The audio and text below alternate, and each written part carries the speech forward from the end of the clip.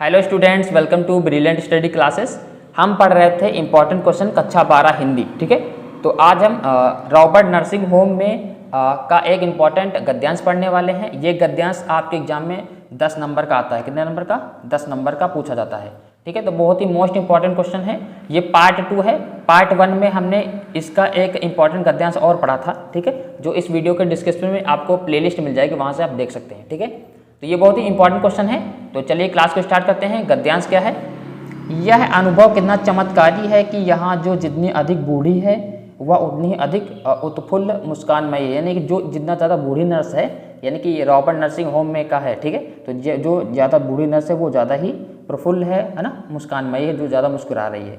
यह किस दीपक की ज्योत है? जागरूक जीवन की, लक्ष्यदर्शी जीवन की, सेवानिरत जीवन की, अपने विश्वासों के साथ एकाग्र जीवन की। भाषा के भेद रहेंगे भी, पर यह ज्योत विश्व की सर्वोत्तम ज्योत है। इतना है। ऐसे आपको एग्जाम में मिलता है और इसी के 5 क्वेश्चन दिए जाते हैं जिनको आपको करना होता है, जिसके 10 नंबर मिलते हैं। तो सबसे पहला क्वेश्चन क्या है?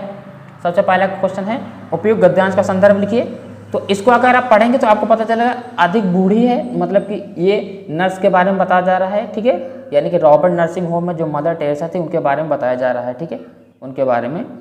तो वो रॉबर्ट नर्सिंग होम है, तो वहाँ पर उनके लेखक कौन थे? कन्हैयालाल मिश्र प्रभाकर थे। तो हम लिखेंगे संदर्भ प्रस्तुत गद्यांश रॉबर्ट नर्सिंग होम में नामक पाठ से उद्धृत है। इसके लेखक कन्हैयालाल मिश्र प्रभाकर हैं। इतना आप लिख देंगे बस। ठीक है, उसके बाद कौन सी ज्योति विश्व को सर्वोत्तम ज्योति है ना? कौन सी ज्योति विश्व की सर्वोत्तम ज्योति है?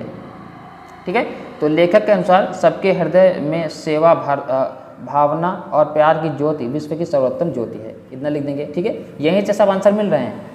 गद्यांश के रेखांकित अंश की व्याख्या करना है, जिसमें अंडरलाइन है उसको व्याख्या करना है। तो यहाँ पर देखिए अंडरलाइन यहाँ से स्टार्ट हो रही है, यह किस से। ठीक है, यहाँ से स्टार्ट हो रही है और यहाँ तक आ रही है। तो इसको आपको अपनी भाषा में व्याख्या करनी है।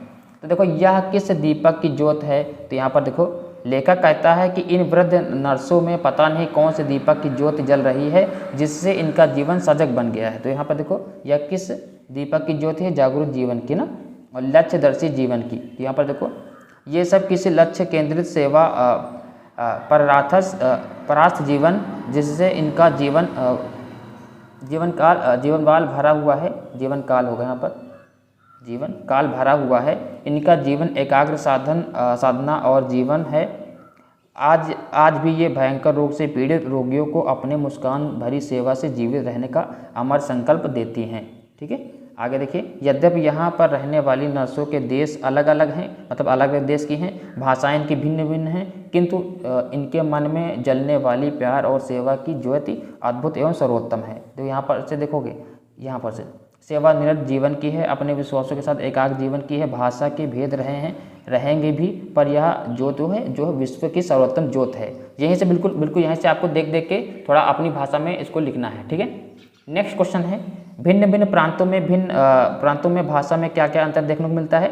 तो भिन्न भिन्न प्रांतों में भाषा में भिन्न भिन्न अंतर देखने को मिलता है। जहाँ पर क्या है वहाँ पर लिख देंगे भिन्न भिन्न, इस क्या की जगह पर भिन्न भिन्न लिख देंगे, आपका आंसर हो जाएगा। ठीक है, लास्ट क्वेश्चन देखिए, प्रस्तुत गद्यांश में लेखक ने किसके मुस्कान में जीवन का चित्रांकन किया है? तो जो मार्गरेट हैं ना, मदर टेरेसा हैं, उनके बारे में ही बताया गया है। तो हम लिखेंगे प्रस्तुत गद्यांश में लेखक ने रॉबर्ट नर्सिंग होम में सेवारत वृद्ध नर्स मार्गरेट के मुस्कान में जीवन का चित्रांकन किया है। इतना आप कर देंगे तो आपको 10 नंबर मिल जाते हैं। तो ये बहुत ही इंपॉर्टेंट क्वेश्चन है, बिल्कुल ईजी तरीके से आज हमने इसको समझा है। अगर क्लास आपको अच्छी लगी तो लाइक कीजिए, चैनल को सब्सक्राइब कीजिए। मिलते हैं नेक्स्ट क्लास में। Thank you class.